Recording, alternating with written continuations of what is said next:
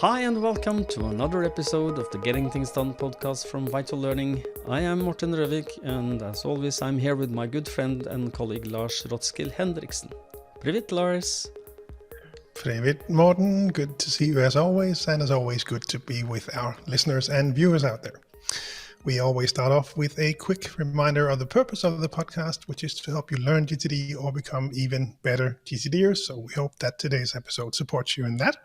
If you are new to GTD, we always recommend you go back and listen to episodes 1 through 6 to get an introduction to the basics of GTD, the 5 steps. Today's episode number is number 107, and it's about how we use GTD to plan travels. It is. If you ever traveled somewhere without any kind of organization, you know that could be stressful, and not only, especially more specifically, if you travel with your family. So we are going to walk through what we find to be the best practices of planning to go somewhere and returning from that trip after it's done. And as all good trips or travels, they all start with good planning. So we do have a very good model in Getting Things Done called the natural planning model. And that is the basic way that you will naturally plan anything from cleaning your kitchen to do a travel. And I know that you are using this with your family, Lars, extensively. Could you walk us through how do you use that natural planning model? Yeah, absolutely. So when we talk about travels, obviously that would be a project in GTD. So that would certainly be something that would show up on my projects list to either plan that or to go on that vacation, or to, however I would want to phrase that one. And then certainly the natural planning model would be something I would be looking at for the trips that are new to us in some way, I would say. So we have some trips that we take every year. As I've mentioned before, we have family in Norway. There's a summer house that we go to every year. That is sort of on repeat. Obviously, we are typically 1 year older when we come there every summer, and that will, of course, change with the boys. There's a bit more changes in life when you are 5 and 7, or 5 and 8, sorry, as opposed to the age of my wife and myself. But as we have a newborn on the way very soon, as of this recording, very, very soon there will be a new GTD in Denmark, and we will go to Norway this summer, as we usually do. So there will be a need, I think, for the natural planning model to be revisited. So in this case, how we would use it, or we would go through the 5 steps that you would normally go through. What I would highlight would be to be very clear on the purpose and on the vision. I think those will be the primary ones for us, and from that the brainstorm will show up. But I think those will be the key ones for us to visit. So to just give the listeners and viewers an overview of the how this works. The model is 5. There's a lot of things to do with 5 in Getting Things Done.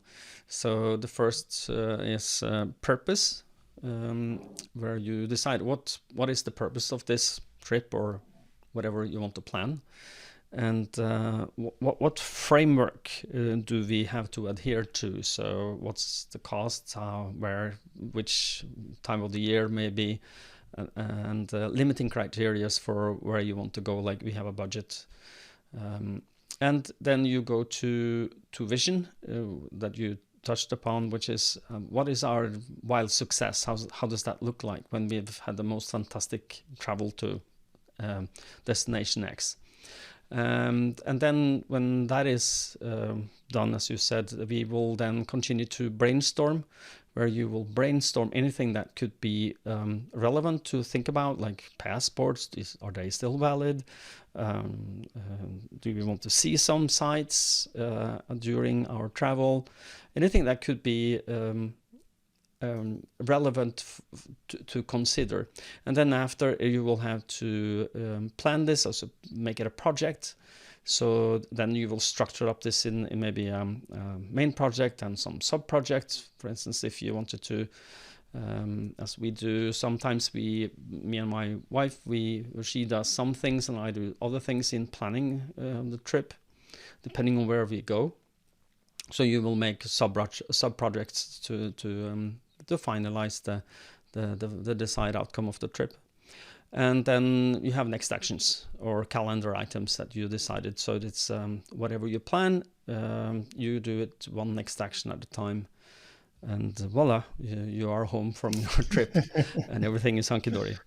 And you have a great travel. So, but so if you're going to go into a little detail here, Lars, let's say that if you are going to make an imaginary trip for you and your wife, let's say move it into next year, because then I'm sure that because my travels are very easy, or it's me and my wife who decided things, but now your boys are getting older. Do you let's say that next year, do you involve them in why are we going somewhere and what wild success looks like? Do you ask them questions about this? We would be able to start to do that now. We probably could have done that earlier as well. So that would be interesting to look at, and then that would certainly be one of the key priorities for me to go through if we were to make a natural planning model, as I think we will for the trip this summer.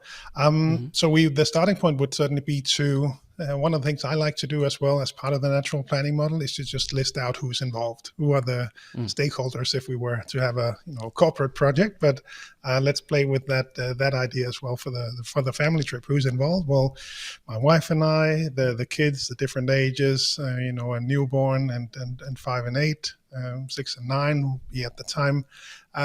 What would they be interested in? Why are they going on that vacation? So really try to outline that purpose, because there will be different purposes. My mother will be there. Her husband will be there. There will be a big party there as well this year, and so who will we actually see? Who will be involved, and who would we then include in this kind of thinking with that natural planning model? So we would go through that, and then what would the wild success be like for them? And that would be to, catch a mackerel in the sea, or that will be, we want to go hiking to this specific spot, or there's this museum that they would love to go to, whatever it might be. So those are things that we would be looking into to see how we might structure that, and I'm sure some cool things would come up from that. Just also wanted to add episode number 10 of the podcast. So if you go all the way back, that is when we started talking about the natural planning model. So for those of you who would benefit from some more details on the outline that you just gave, Morten, episode 10 would be the one to go for. Indeed. One of the things that I would like to add to this is that when you involve, I remember when my son and my ex-wife and I were planning trips together with using the natural planning model. It was a lot of fun for him to be part of the planning process, even though he was fairly young. Especially when it comes to the wild success. What have you done this summer if your summer was good when we travel somewhere? And for him to say, oh, I want to swim, I want to see this, I want to go, Legoland, I want to go somewhere, and then not exactly in Denmark. So, but not always did we do everything he said, but he felt that it was part of the decision process that made him a lot more, happy about the choices we made, because he knew that some of his wishes and thinking was listened to, and we did some of the things he wanted. So he felt like, I'm part of this decision-making process. That was good for him. Okay, so we have planned the trip. We know where we are going, and we must move on, continue the planning process. Let's make a imaginary trip that we can use as an example. So let's say that we are going next summer. We are going to, together but not together. Families will go to for instance, Spain. Okay, so let's go to where do you want to go in Spain, Lars? I will go to Barcelona. Barcelona. Okay, so to plan that, first things that you probably will think about, I guess, at least when you've done the natural planning model, you know the dates that you want to go. So that's more or less done, or at least maybe some wanted dates, or between this date and this date we can go. So the next step would probably look at air travel, or I don't know, plane travel is a little far from, at least from Norway to Spain. So probably air travel, and prices and dates, and that part of the flight part, and then maybe hotels, or maybe you will have a package with a hotel and a flight. And if you're not going to use any, I'm going to tease you now, because I'm going to reveal 2 of the apps that I use that Lars didn't know about when traveling, which is very beneficial, especially to keep all the travel informations. But let's pretend I don't have that. Let me pretend being Lars. Where do you keep all that information, Lars? How do you practically make sure that, for instance, you get to the hotel in Barcelona, and how do you, which flights you will take, and how would you structure that information? Well, it depends on the information. So some of that information would, of course, go in the calendar. So that would be the flight numbers, all of that information would go in there. But Same how? goes for, How let's do say we you had a manually? rental. Would you manually put them there? Yeah, Google adds that for you. So that's typically how I would add it. So when you book a ticket, you it'll use, just scan through. Gmail, you've given it access to your calendar, so it will, if it finds, okay. For those of you who don't know that is possible, it is. I think also that iCloud, or at least a Mail app, can also do that for you. It can take, and it finds, so Siri, it's called Siri, will find flights for you and put that flight information inside. How do you fare with for instance, let's say you do an Airbnb, or you do a hotel. Where does that information go? Calendar as well for me. So that will be typically all day events with all of that information in their booking numbers, address, etc. So I have that at hand. When we were last in Amsterdam, where did I need to go? Well, I would just open my calendar and hit that address, and then it would take me back to the hotel. It also has the added benefit that if I'm traveling alone, my wife can see which hotel I'm at, so she knows who to call if she needed to call the hotel. So that would go there. Same goes for car rental and things like that. I would have that there. Yeah. And would you add like phone numbers and addresses and everything there, or? Address and name. I try to keep it light and search, as we have established over a number of times in the different episodes that we've recorded. Yeah. No, I'm just asking for what level of details would you include in your calendar. So I will do the same, more or less.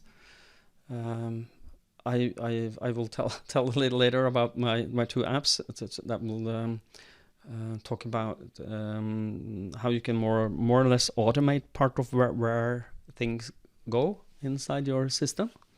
Okay, so now we have flights and what do you call that in English? Not hotels, it's a venue, or accommodation. Accommodation. Thank you. Lars has a master in English, I think, or he's better mastery of English than me. So accommodation. So we have that in the calendar, and everything is hunky-dory, and everybody's happy. But when you get closer, you need to prepare for travel, and we are both very fond of checklists. And for those of you who have not listened to us before in these kind of details talking about checklists, the checklist is a list that you will reuse after you've done it once. You can reuse it, but then you have to iterate it. Iterating meaning you need to update it, make it more relevant for next time you will travel if you find there's a discrepancy in how you do things. Typical lists that you can think about could be packing lists for different, for instance, we have a packing list. My wife and I, that's 2 weeks in Turkey, where we don't have to think about what goes in there. You just tick them off as you go, and we share those lists so you can see them. We use Apple Notes to do that, or for iOS, and then when she packs something, I can see that she packed that, and then I don't have to run around the house trying to find that thing she packed. I'm sure that you are doing more or less the same, Lars. I don't know. Did you share your packing lists? To some extent, it's the same, but still with a slightly different angle. So we have them in OneNote. They are in a shared notebook, and we have different ones for big city travel, or we have for all-inclusive travel, or we have for skiing holidays. We have one specifically for the summer holidays. Have one for attending a run, for example. What do I need to pack? What I need to eat? Well, all of that stuff is in that checklist as well. Typically, we actually print them. I know that sounds sounds kind of old school out there. Yeah. No, the thing is, so there will be packing lists where we all need pants, right? So I need pants, my wife needs pants, the kids needs pants, kids need pants as well. So we'll go through that and actually print it, and then I will, do one sign for myself, and my wife will have the same access to the same printed checklist, and then cross them out or complete them when it's packed for all of them. So I'm the lucky one here and only packing for the things that I need, and some of the other things that we in general need, and she makes sure that we have all the things we need for the kids. So that is why the printed one actually still works nicely for us. I think if we were to make it more digital, I think we would go in Apple Notes as well, like you said, and then distribute it to the kids. I remember way back when we spoke to Jukka from Finland about this, where he mentioned having these in Google Keep and actually assigning them to the different kids so they could do their own packing here. So and then the other aspect is that, of course, that's tricky because there's a lot of things in there as well. There's a packing list for the kids as well, because we know they will want certain board games when we go camping, or they need some specific toys or whatever it might be. And then, like you said, you refine these over time, and we add things that we, when we're on that vacation, next year we should bring this. That goes on the packing list for next year. But now we have a newborn to think of when we are 6 months old, when we get to the summer holiday. So that is when I'm actually happy to say that I actually saved those old checklists from way back then, when the boys were older, younger, because there were so many little things that we needed to remember, and that might have changed over time. But at least we have now I have a next action to merge those. So at least print the old one, review it with my wife to see what do we actually need to think of this year, and then we can make a new and updated packing list for all of us. So that sounds very much like the way we do them. I also try to save my old packing list, because suddenly I will remember something. That reminds me, I didn't pack that this year. Maybe I want to pack it. So the likelihood that we will have small children is, for me and my wife, small. As you know, I'm a little older than you, and I'm not interested in having any more kids. It's enough with what we have. But I do understand why you do this. And for those of you who are new to GTD and are youngish enough to have children, then this is a good tip, of course. So one of the things that maybe just to wrap it up, or just to add to that, so in practice, I think it almost happens every time we pack that there's something, we should have that on the list. So we will scribble on the side, or we will just add some things, and that actually then goes back into my inbox. And I typically won't get to that before we then leave for the vacation, but then I come back and we have it there, and I'll just go in and manually update it. So elegant. Simple process, very straightforward. Yeah. Good old fashioned GCD, but it works nicely. And the other thing to Indeed. add was that we typically print this, I would say probably 2 weeks before we go on vacation. And that is because there are things that we need to do before. And we need to, some of the stuff we have with us where we live, some of the stuff might be in the summer house. We need to plan to go and get those things. Yeah. So it's just good to get them on the radar. We need to, sometimes we have these, I don't know what they're called, food services that bring you, 3 meals for 4 people every Monday. We have to, cancel them for the week or weeks that we are away. So those kinds of things are really nice to have on the radar at least 2 weeks in advance, maybe even more, I think. Yeah, and having that on the lists, because one of the things that I have, I'm sure you also have that, is getting ready for travel list. So get the house in order, unsubscribe, or just cancel your newspapers or whatever services you have that physically comes to you automatically. But I don't know.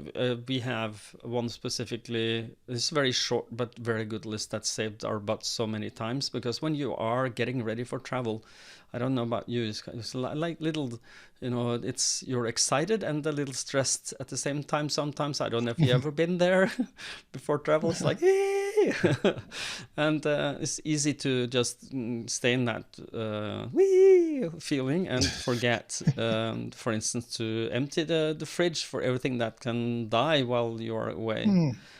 Take out the trash. Secured, windows and doors so that you will not have a burglary while you're out and about. And those lists are, or the getting ready to travel list is very good, have been very good for us.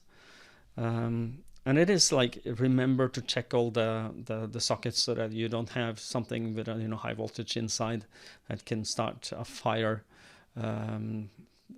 while you're gone. I don't know if do you have a similar list, Lars?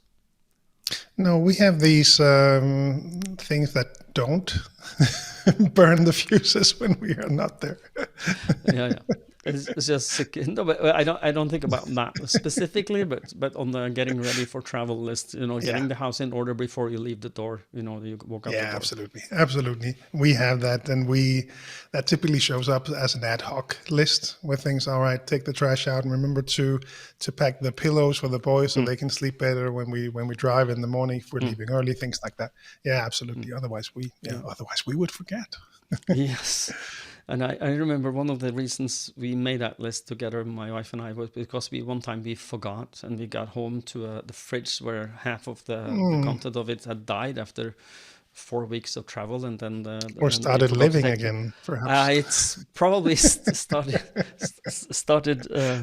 living a little too much, and it smelled really bad, and it was really an ordeal to clean the fridge after, and at the same time we forgot to take out the trash. In Norway we source our garbage, so one part is organic, and that organic part we did not take outside, and then the house was funny smelling when we came home. So that's a good one to have. That's a good way to learn to use a checklist. Yeah, now you don't forget. Yeah, now we do that. So the only thing you need to remember is to use the checklist, but that is if you travel a little and start using them, it becomes more natural for you to do that, because you don't have to think about everything you need to pack, because it's already there. It alleviates the stress of, did I remember everything? Yes, I did. And it's like, oh, okay, a little less stressful traveling. So now let's pretend we are walking out the door. We are on the vacation. During the vacation, how do we handle the vacation with GTD? Let's say that you are enjoying life, and then suddenly you get an SMS from a client who wants to talk to you about something. How do you capture that practically, Lars? To the inbox, just straightforward, and there will be missed calls, there will be messages on different platforms. All of that just goes into the inbox. In your reminders. a reminders app. So in your list system. So, okay. Yeah, exactly. So we forgot something, because traveling with GTD is also renegotiating expectations. So the out of office reply for email. I don't know if you talked about this a lot. There is very many different ways of doing that. The most extreme I've heard about is one of my clients who are doing this all when he takes his vacations, is that he will have an out of office reply saying that, hey, thank you for your email. It will be automatically deleted. I will not read your emails. I will be back at this and this date. Please resend if you find it important enough. I'm not that daring. So I'm more like send me an SMS or call me if something is really urgent, if it can't wait until I'm back. How do you renegotiate expectations, Lars, so that you can take a vacation? Yeah, no, same for me. And there is some planning that then takes place as you approach that vacation. So there'll be ongoing projects where you may need to inform people involved in that project that you will be away for a certain period of time. I'm a big fan of cleaning out my calendar. I've seen a lot of GTDers that didn't do that, and it just makes my vacation so much better to just decline all the meetings where I'm not able to attend and clear out that calendar, because also there will still be some stuff in my calendar that I may have to look at when I am on vacation, and I don't want to see all that work stuff. So I'll be sure to really clean that out. Me too. And I'm sure you've seen that as well with coaching clients. There'll be sort of a hesitation to do that, because why should I spend clicks to just go through that? But you will typically also have seen, or at least that's my experience, that when they then see that empty calendar, or that calendar that reflects reality, so much better. I mean, it really does it just makes a big difference. So that's critical for me. When I worked in bigger companies, there would often be, we would take vacation on different times. So there would be backup people. So I would communicate to the people involved in the project, hey, I'm gone from this week to this week. If you need anything in that time period, then you can reach out to whoever was then my designated backup for that specific project. So that kind of thinking would then take place before we would go on that vacation. Indeed. And to have nothing on your calendar but what you need to for doing your vacation, that is key, I think, for just total relaxation. And I know that people are different. Some people like to have everything on the work-based things. Some people like to read email when they're on vacation just to keep on top of things. And it's whatever you do, it's just make sure that you enjoy your vacation. And I think that maybe we in the Nordic region here in Europe, we are more prone to value our vacation being time really off work. So that I know that some of our colleagues in the North Americas saying that, okay, I know you are really not responding to emails. Okay. And the answer is yes. When we take vacation, we are not working. And of course, there are exceptions for that. But in a general, we are really taking vacation. And if you find that attractive, so then remember to renegotiate your commitments before, and make sure that your out of office reply also reflects that renegotiation of expectations. So the worst thing you can do is that you don't make an out of office message, and people think you are in the office and that they are expecting you to reply and you don't, and they get angry or frustrated or irritated with you. But if they get an out of office reply, that indicates when you will be back, and then the time frame for you getting back to them is available. People are tending to think, oh, okay, it's on vacation, it's okay. And on that topic of the out of office, the way you described it, I think is pretty much the same as I do. And the other thing to add, of course, is to make sure that you set it up before you leave and perhaps a day or two ahead of time, so you don't have people, sending that email on Friday afternoon and they would only get the out of office starting on Saturday, and they would sit there and wait for your email, not knowing that you were away. Same for taking a bit of extra time when you get back, so you have time to get back on top of all the inboxes and all the cool stuff that has happened while you were away. That's been a really good tip for me as well, to make sure that you have that set up. Yeah, that's a ninja trick. I've been using that as well, and it's really good. If I arrive back on a Friday, it's always, I'm on vacation until Tuesday. I will get back to you on Wednesday or a day or two after. So then I have 2 full days at work to gnaw myself through the backlog of my emails, sort of making sure that I don't have that stress of making things, and I make sure that I don't have any appointments, as you do, the first day or 2 after, or at as few as possible. And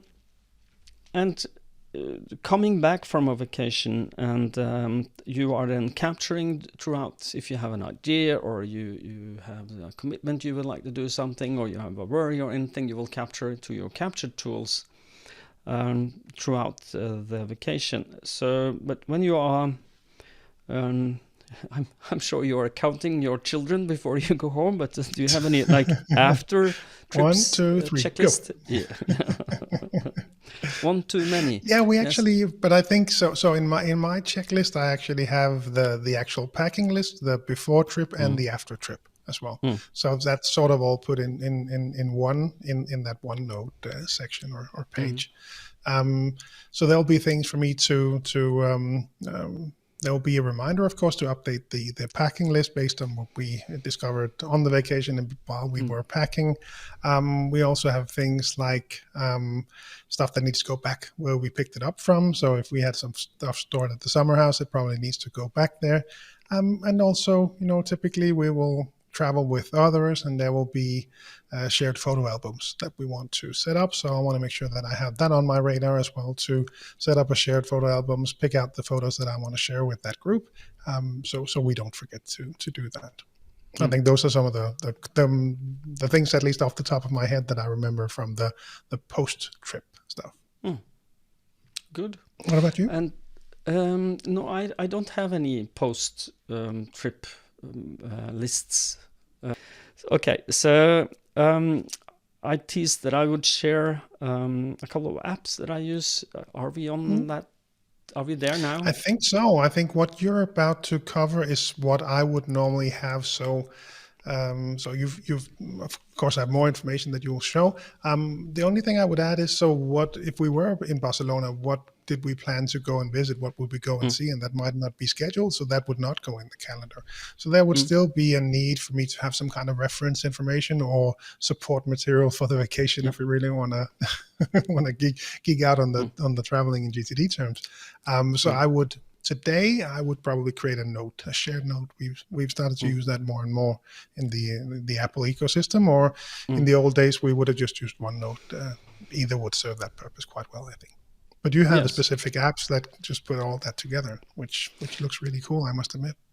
Yeah, well, I'm using two apps, and I want to give you a warning. This is very Apple-centric, but if you have an iPhone or an iPad or a Mac, these will work on either of them. I want to start with an app called Tripsy, and I will share my screen for those of you who can see this and I will try not to be too obvious about what, for those of you who cannot see this, but it is an app where I can plan my trips. And for those of you who can see my screen now, there is a trips coming up. We are going to Rome, my wife and I. So these are boxed in with you can add a background image, and it says when we are going, where we are going, and for how long time, in the future it is. So it's 76 days as we talk now until for our trip to Rome. We are going to Copenhagen, and we are later on we are taking a ferry boat there, and we are going to the GTD Summer Camp this year. Whee! Yes. for those of you who wondered why I go bananas about this, is because this is really cool for us. So if the way that this works is I can then click on the trip, and the trip will then open, and I will be able to look at where we are going. For instance, we will have an Airbnb. We have traveling with the Norwegian Air Shuttle, where we are going, when we're coming back. And I'm not going to open the documents folder there, because anything that I put in there will be, confidential for me and my family. So I will not show you that. But there you can put all relevant documents, like when in Rome, do what. So options, links, text documents. I will put links to TripIt for things we would like to see, and maybe find, if I find a cheap, if we're going to do some in Rome, we are going to see some things that is not very, easy. You don't have to remember. You do the research in advance, and then you just, go there by using this service there, and it can keep almost anything that you would like to have. And it has. How do you add? Sorry? How do you add things to it? Very easy. You just do. You can. Let's see if I can close this. So it's a plus where you start a new trip. Let's see if I can do this without. It's a little window problem here, but if I do like this, you will set the trip name and start planning your trip, and you can also add forward emails to your Tripsy account. There's a account you can create where any things that you forward to that Tripsy account will show up automatically, like flights and hotels and Airbnbs, and everything will be automatically added to your trip. Cool. Yeah. I think the key is to set a start date and an end date, and anything that goes in between there will be automatically added. And it also have an automatic, if you want. I don't use that because I have my Gmail account for. It will automatically add things to my my calendar, so I don't have to add. But all of these things are also in my calendar, so it's like both places. But it is a dedicated place where I can both take care of all the details. For instance, we wanted to have, like you said, your rental car contract. You can link it to anywhere in this, anywhere, and you can also use it for contact people, information, anything you would like to do when you travel. So I like this. It's a very easy way of doing this. So looks good. And you can share them as well? Yes, you can. So if I go for the Rome part here, let's see if I can open this. And yes, and then on the share sheet here, I can share with whoever I want. So I can make an active link, or I can just add guests with their email address. So cool. And it is so that my wife, she has the link to this. So if she wants to see what I planned for us, so she know what we are doing at what date, she will understand where we are going, and she don't have to. She can of course ask me if for what we're doing, but yes. So okay. Cool. Yeah, I do too, think so too. So that's Tripsy, TRIPSY, and it's available. It's a service that you can get through. Either you can do it in the App Store, or you can do it through the Setup App Store. It's an app store where you you subscribe to all the apps in the App Store there, and there is a lot of really cool apps, and this is one of the things that I think makes it really worth having a setup subscription, because this is way cool. And you have widgets. You can add it to your home screen. You can add it to your to your phone, so you can follow how many days is it to our next travel. And in 76 days we're going to Rome. Yay! I'm looking forward to this. Yeah, exactly. So so that's Tripsy. I wanted to share another thing with you, and that is something called Flighty. So it's let's see if I can open Flighty here.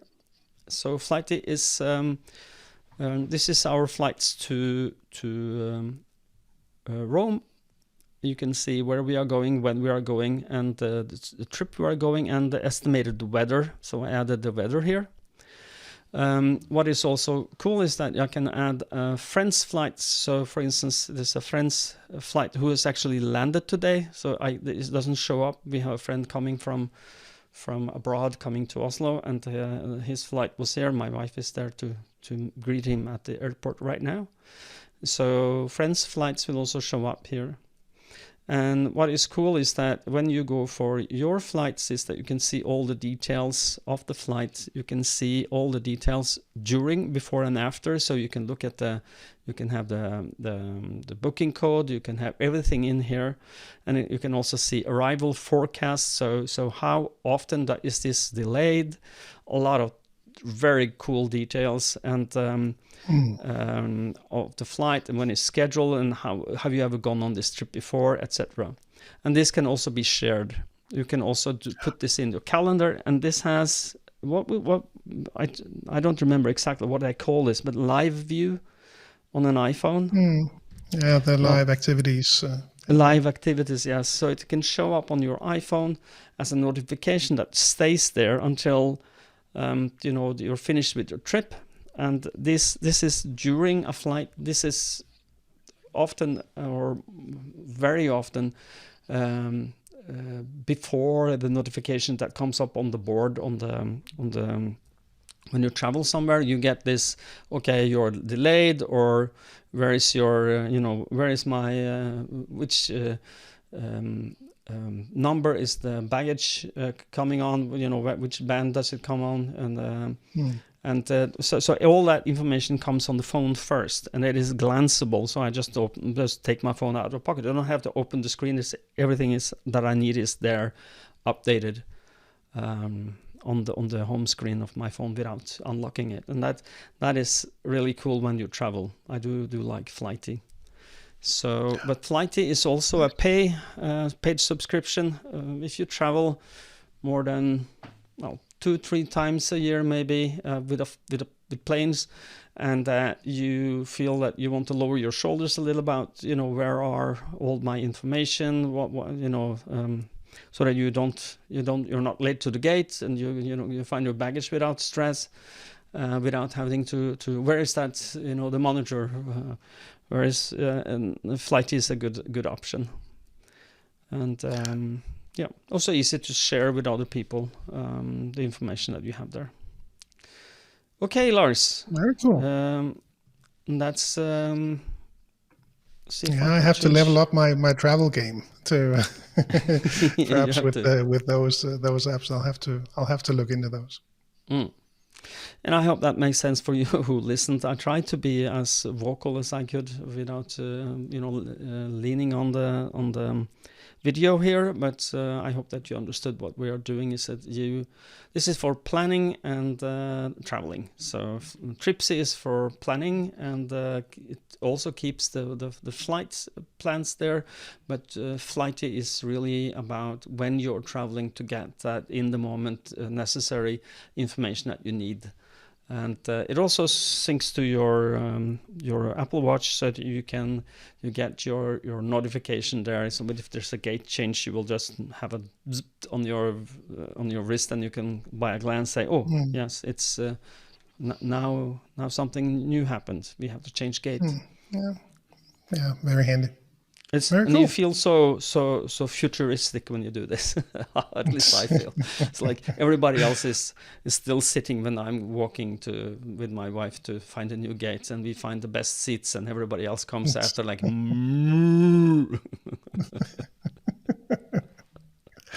And we'll have Sorry. to do a new episode next year with you describing how you use the Vision Pro to walk around in the airport and seeing everything and all the information. I should be so lucky. That is a little pricey, I would guess. I don't have any